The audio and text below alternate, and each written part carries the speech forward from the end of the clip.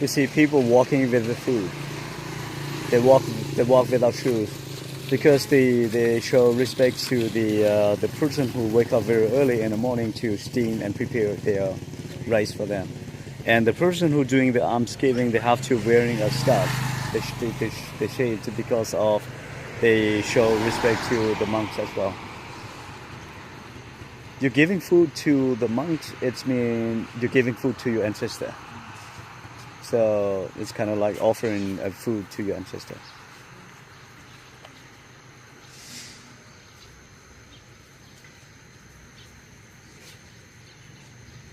So this is like their breakfast, but then they'll cook other Yeah. meals up Yeah. there.